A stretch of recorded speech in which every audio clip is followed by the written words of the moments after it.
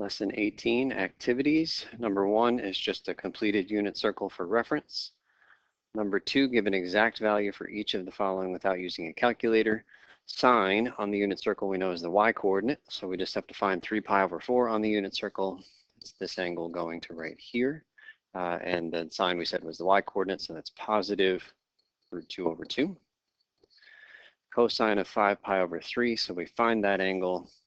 5 pi over 3 is this one. Cosine, remember, is the x, so in this case, positive half. Tangent of negative pi. Okay, so negative pi is not labeled specifically, but you should know that negative pi just means go clockwise pi radians, and so that's going to land us here at the same spot as positive pi. Now, tangent is not specifically x or y. What it is y divided by x. So we take the y-coordinate, which is 0, and we divide it by the x-coordinate, which is negative 1. And so tangent of negative pi is simply 0. Number 3, we're going to graph a sine or cosine function here. So let's start with a picture. So it says we're going between 40 degrees and 80 degrees. So those are high and low. Don't worry about the scale, just give yourself space to draw your picture.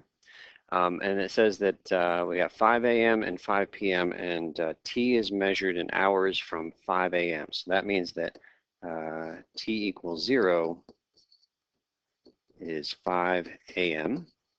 And that's an important time for us. And then the other important time is 5 p.m. And so 5 p.m. is 12 hours. So t equals 12. I'm actually going to move that in a little bit. T equals 12 is 5 p.m.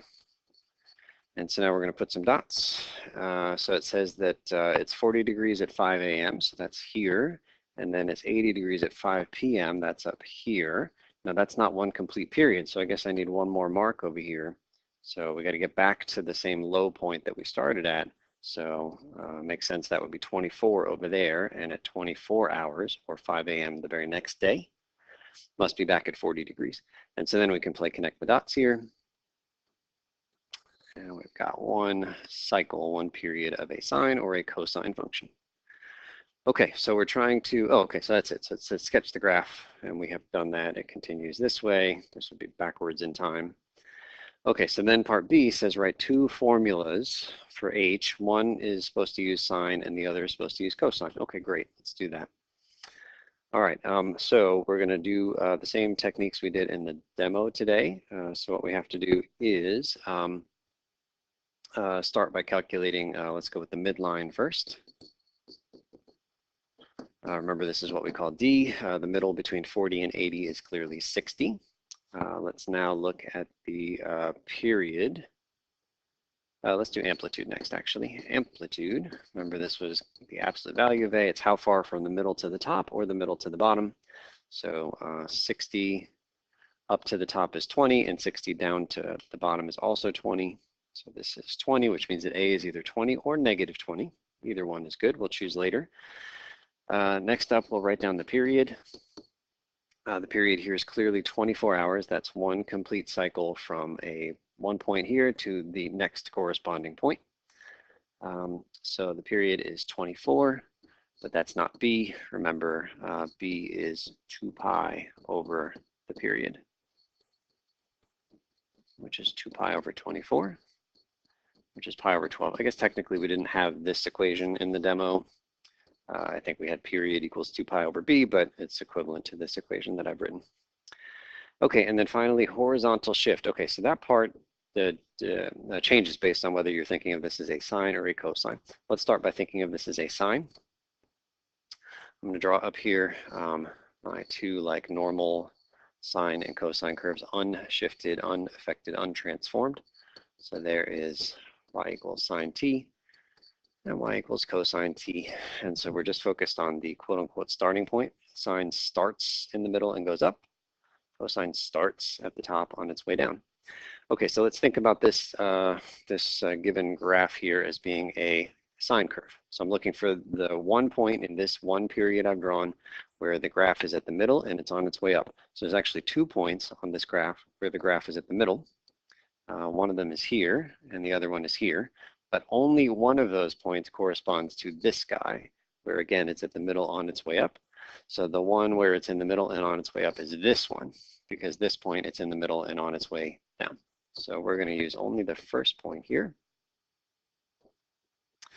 And we just need to find the coordinates of this point right down here, and hopefully by symmetry we see it's halfway between the low and the high. Halfway between 0 and 12 is 6. So this is a horizontal shift of 6. I think that's must be called C in our example.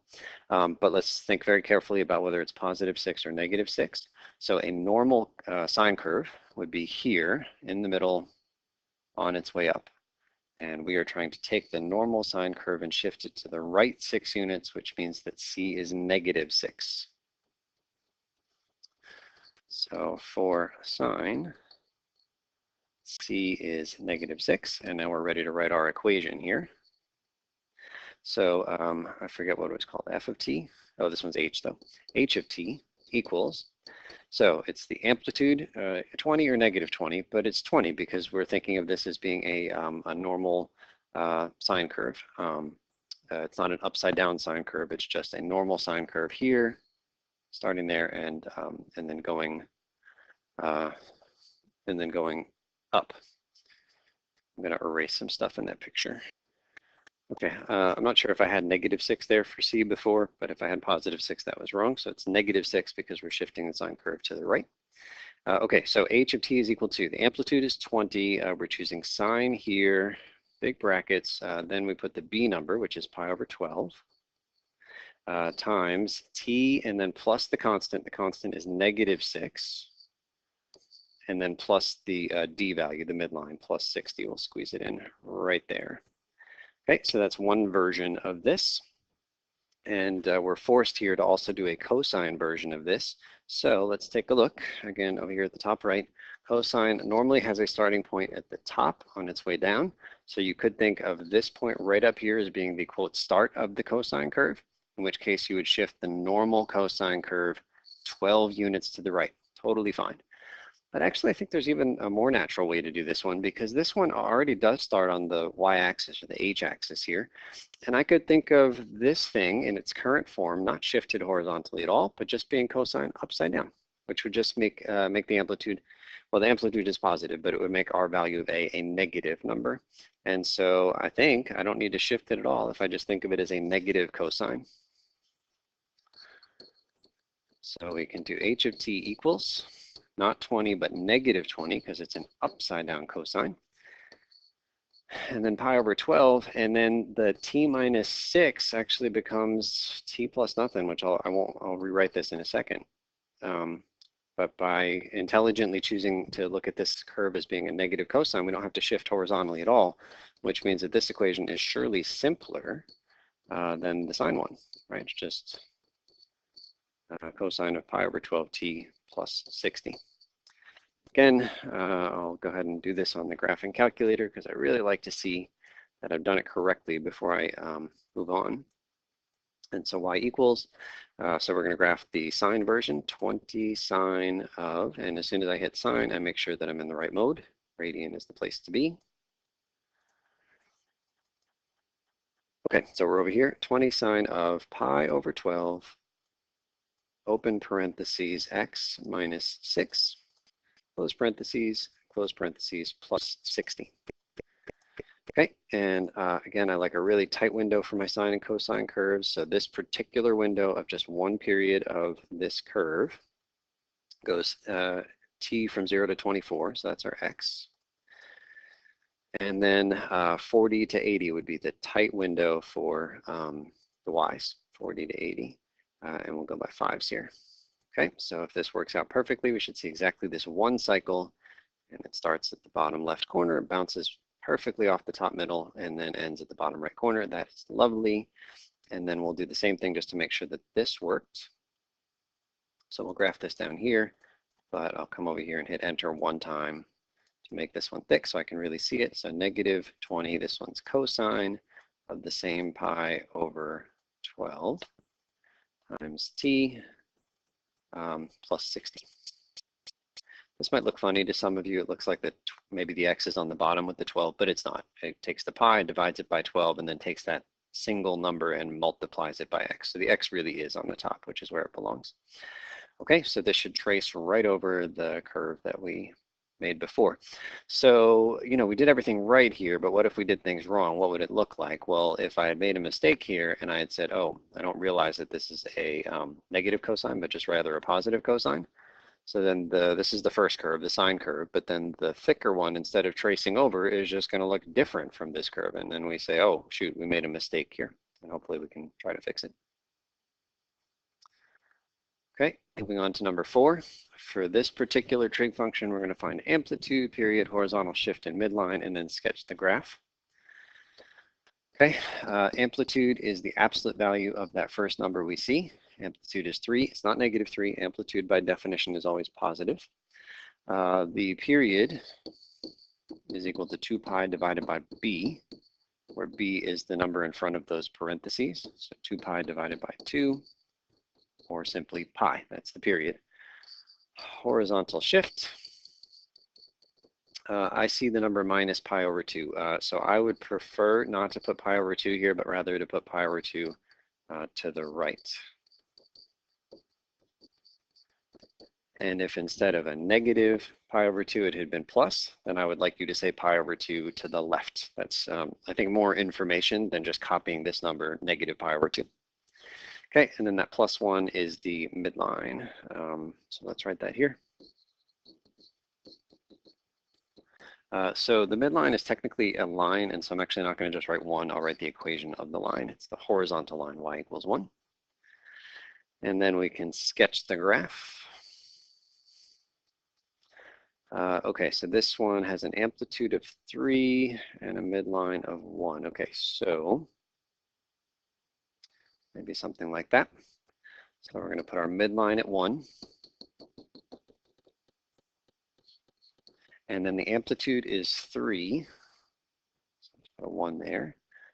Looks like minus 1. So the amplitude is 3, which means that we go up to 4 and down to negative 2. I actually like putting dotted lines here. I know for sure my graph is completely trapped between the outer horizontal lines there. And then it says that the horizontal shift is pi over 2 to the right. So I'm going to call that my, quote, starting point. So I'm just going to start it at pi over 2. I'm paying really no attention to scale here. Pi over 2 is my starting point. Now this particular graph is a, no, let's leave it right there before we say anything about whether it's sine or cosine. Okay, so this guy right here has a period of pi. And so if I wanted to do one complete cycle, it would start, quote unquote, start here at pi over 2, and then it would end pi units later. And so if I know, let's do this in a different color. If we know that we're supposed to go a total of pi units this way, here to here, then the last number in the single period must be pi plus pi over 2, which is 3 pi over 2. Pi over 2 plus the period of pi is 3 pi over 2. But actually, I think I want more information than that. Okay, no, it's fine. It's fine, it's fine, it's fine. It doesn't actually say to find the other important points, but I would say that there are like 5 important points on a single period, maybe 4 if you're not counting the last one. So I'm just going to say there's the middle, and then there's the middle of those 2, and then there's the middle of those 2. And you can find the, like you could write down, you could label the x-axis with the coordinates there.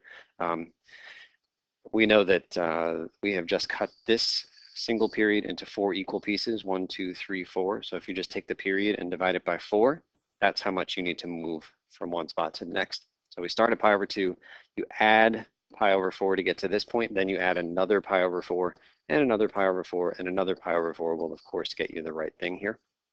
But we're not going to do that here. And so then the last thing is actually 2 pieces together.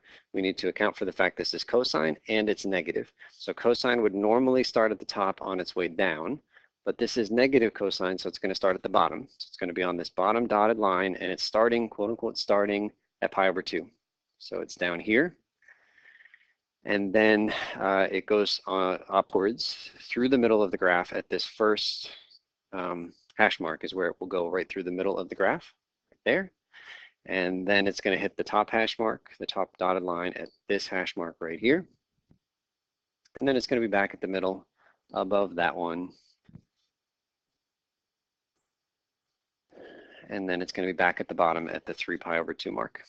And so I encourage you to draw this thing with 5 points, just like I did, instead of just trying to go right at it, right at the curve. That is not so good. Let's try it again. Something like that. Okay, so there's the sketch, and then of course it continues left and right, just like that. And then it says give another possible formula for this function. So this one was a negative cosine, but we could think of it as being a positive cosine, for example, which would have a normal starting point at the top right here. If we're going to do that, I guess we actually do need to calculate this number because that's going to tell us how much we're supposed to shift horizontally from the normal starting position. So I said that the period is pi, and so that means that pi over 4 is how much it will take to get from one number to the next. And so to get to the middle there, we're supposed to go pi over 2, that's our original, plus, and then how many pi over 4s do we need to move over? We need to move over 2 of them to get to the middle. And so if you do this calculation, you'll see that it's just pi. That is this middle number here. Another option there would just be to average 3 pi over 2 and pi over 2. And of course, you'll land at pi. And so pi is the horizontal shift because my normal cosine would start there on its way down. And we need to shift to the right by pi. So negative pi will shift us to the right. So that means that our equation here would be same equation as up there, f of x equals, but now it's not negative cosine, it's positive cosine. 2 parentheses, okay, it's not x minus pi over 2, it's actually x minus pi. It's going to shift us to the right by pi units plus 1. And there's just so many opportunities to make mistakes when doing these that, again, I like confirming on the graphing calculator. So let's go into the y equals, clear all of this stuff. We're going to type in, first we're going to type in their equation. For sure, that's the correct equation, right? It's given in the problem. But this will allow us to check that our answer matches this graph. Pi divided by 2 plus 1. Again, I like a really tight window. I want it to be this window, 1 period, starting at pi over 2 and ending at 3 pi over 2. So you can just type in pi over 2 here. It'll change it to a decimal, but that's okay. 3 pi over 2. If you want to be really fancy, you could go by pi over 4s here. Those were the quarter marks. It's just me showing off. All right, and then going from -2 to 4. And going by 1s is fine here. So again, make sure we're in radian mode, and then we'll graph. We should see 1 exact period starting down there at the bottom, top middle, and then bottom right. Lovely. And that confirms that we did the graph drawing correctly. And then we are going to go into y2, and we're going to ask the calculator to draw our purple equation, but thickly, and hopefully it traces right over the previous one. So 3 cosine 2 parentheses x minus pi, close, plus 1. Of course, you could have used sine or negative sine, infinitely many options, but this looks very promising.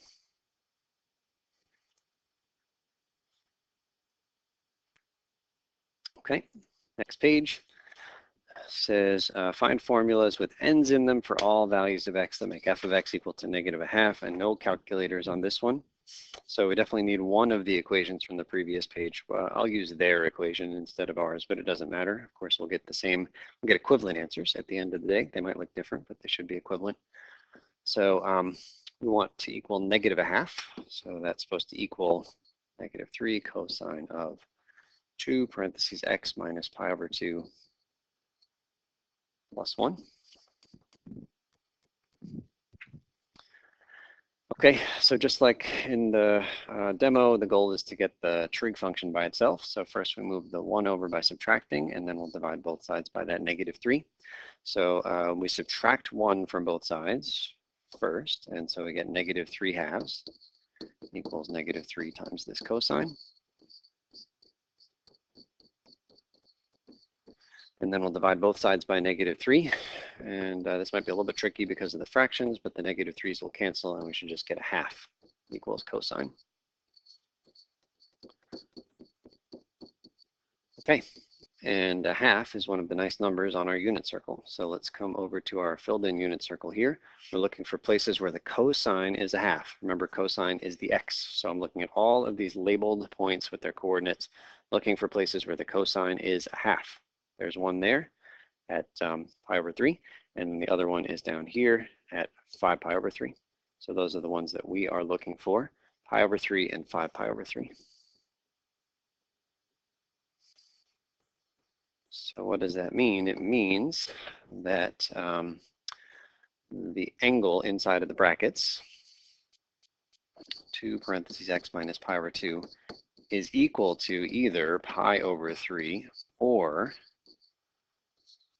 it is equal to 5 pi over 3. Those are the two possibilities, the two fundamental answers. But this is exactly the moment where we need to remember to say, hey, we could have wrapped around many times on the circle before eventually landing on pi over 3. And so we could add any integer multiple of 2 pi to both of these.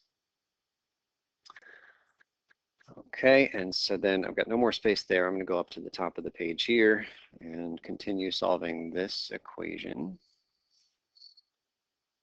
So we're going to divide both sides by 2, which gives me on the left-hand side x minus pi over 2. We're dividing by 2 to get rid of the 2 that's in the front of the parentheses.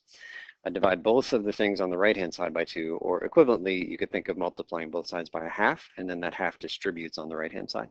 So 1/2 of the pi over 3 is pi over 6, and then 1/2 of that red 2 pi n is just pi n. And then we simply add pi over 2 to both sides.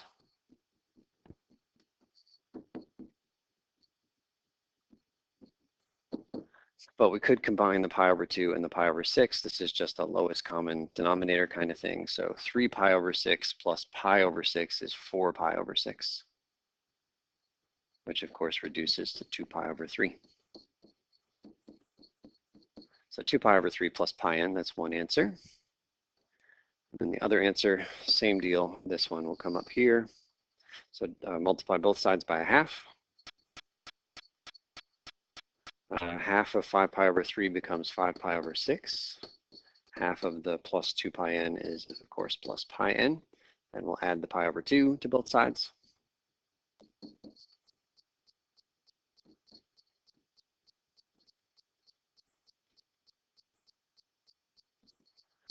Combine the pi terms in the two first terms here. So 3 pi over 6 plus 5 pi over 6 is 8 pi over 6, which reduces to 4 pi over 3. So those are our two answers. We'll circle them in red. One infinite family of solutions to the equation and a second infinite family of solutions. Okay, part D is the same deal, but now we're making this function equal 3.9. And we are going to use the calculator, but we're not going to use the graphing feature. Starting with this blue equation, but instead of -1/2, we get 3.9. 3.9 equals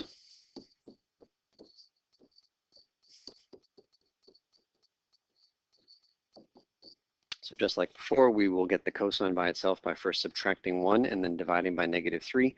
I'll do that, those two steps in one here. Subtract 1 gives me 2.9. Divide by -3. I'll just put the negative in the front.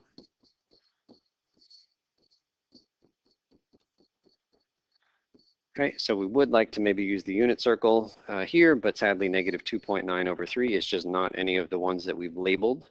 Right, we've got like a small handful of special angles with their coordinates labeled, and -2.9 over 3 is not any of those coordinates, whereas 1/2 was one of those coordinates. Okay, so we're going to do the inverse cosine of both sides here. And so I will recopy this equation with a little bit of space.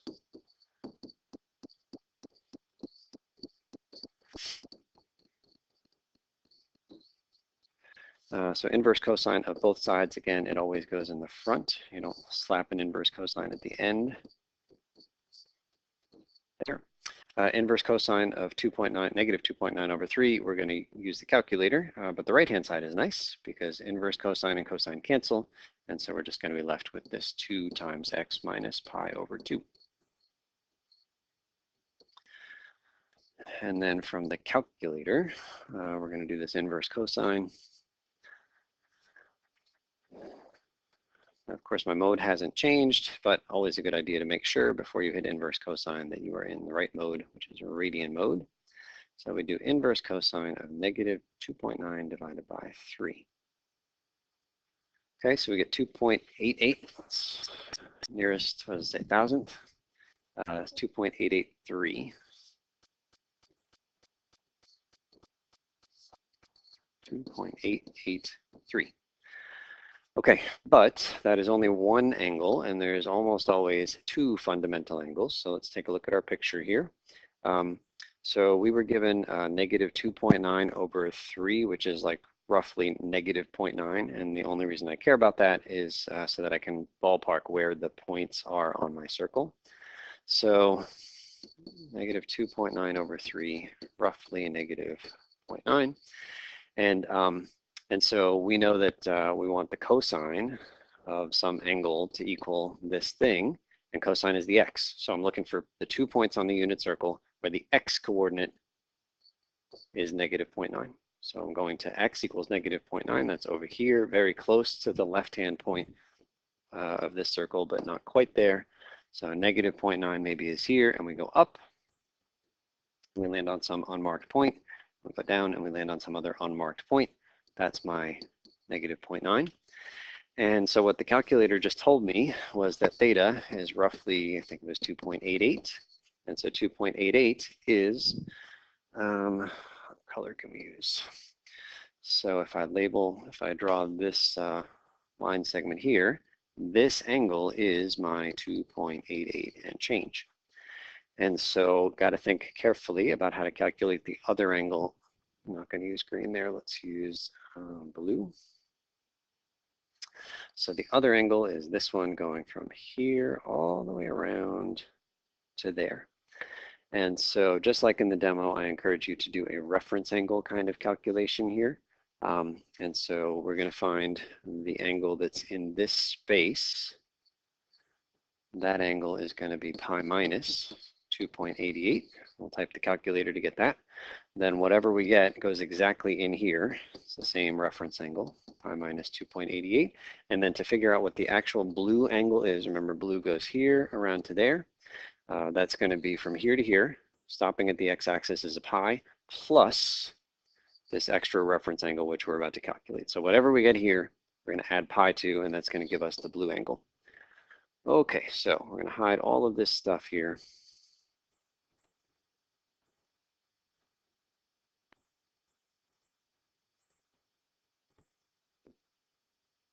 Okay, so I think we're back where we were.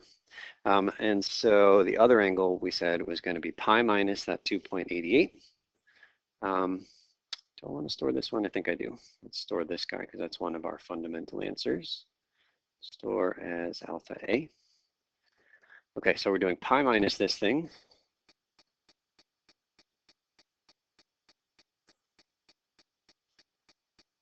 And that is our reference angle. And then we're going to do pi plus that thing to throw that angle into the third quadrant. So plus pi. Okay, so there's our other fundamental angle, 3.401 if we're doing the nearest thousandth.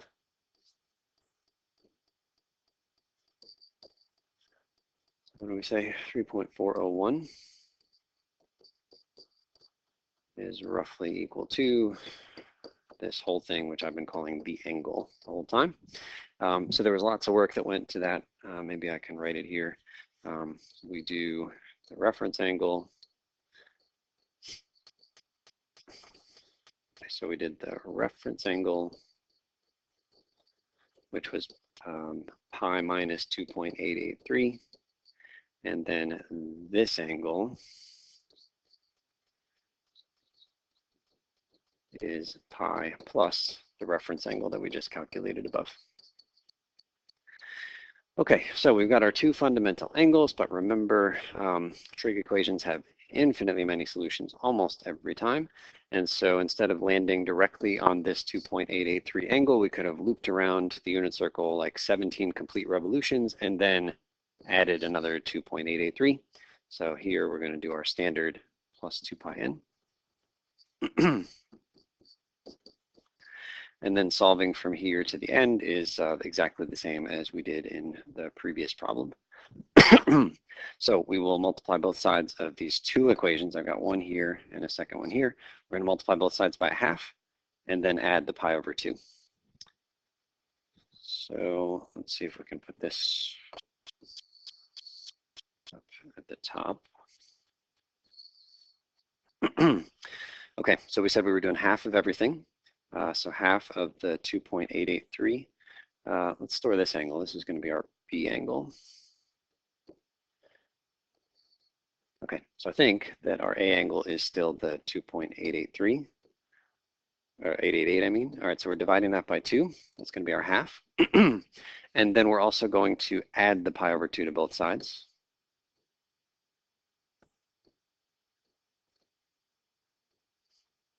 So 3.012 is what we're going to end up with.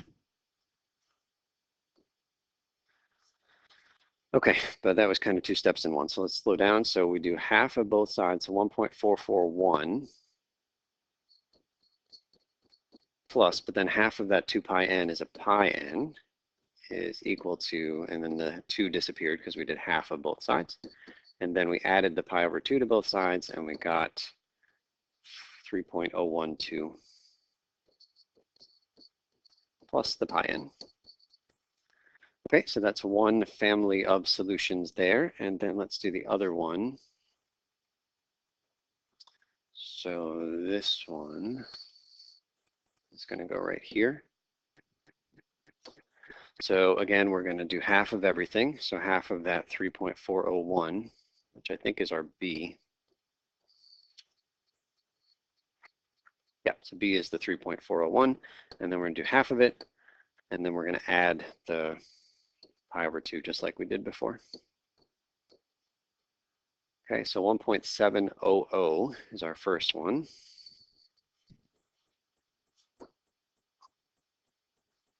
So 1.700 is when we did 1/2 of the 3.401, but then we do 1/2 of that orange 2 pi n, and we get pi n. And then we do 1/2 on the right-hand side, and the 2 cancels, and we just get x minus pi over 2. And then we added the pi over 2 to both sides, and we got 3.271. Okay, so our two infinite families of solutions to that original equation we wrote down are right, oops, too far, are right here.